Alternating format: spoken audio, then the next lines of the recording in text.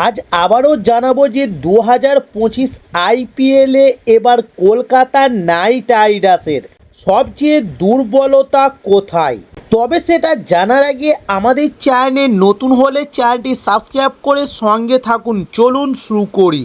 এবার 2025 আইপিএল শুরু হয়েছে। তবে আইপিএল শুরুর কিছু মাস আগে প্রতিটা দল কিছু খেলোয়াড় ছেড়ে দিয়ে নতুন খেলোয়াড় দলে নেয়।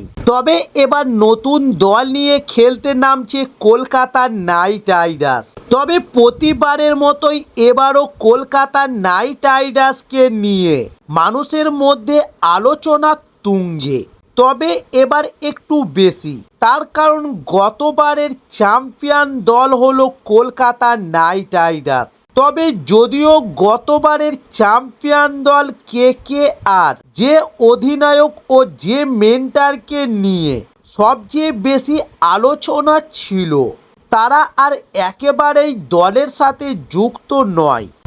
গতবারের কেকেআর এর অধিনায়ক শ্রেয়স আয়ার এবার খেলছেন পাঞ্জাব কিংসের হয়ে এবং গতবারে কেকেআর এর মেন্টর গৌতম গম্ভীরও এখন ভারতীয় দলের হেড কোচের পদে নিযুক্ত হয়েছেন।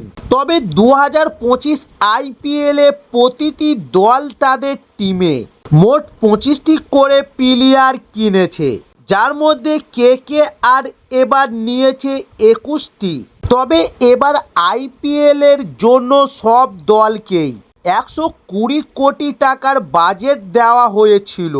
সেখান থেকে কেকেআর অকশন এর আগে মোট 6 জন প্লেয়ারকে নিজেদের দলে রেখে দিয়েছিল, যারা গতবার তাদের জন্য ভালো করে। তবে কেকেআর এমন একটি দল যারা সর্বোচ্চ সংখ্যক আইপিএল জেতা না হলেও এই দল প্রতিবারই নিজেদের সেরাটা উজাড় করে দেয় এবং নিজেদের দলের খেলোয়াড়দের প্রতি ভরসা রাখে। এক মৌসুমে কোনো খেলোয়াড় খারাপ খেললেও পরের মৌসুমে সে বাদ যায় না। এছাড়াও কেকেআর বরাবরই তাদের খেলোয়াড়দের দল এমনভাবে তৈরি করে যেখানে ব্যাটার বোলার একসাথে এবং অলরাউন্ডার যথেষ্ট পরিমাণে থাকে।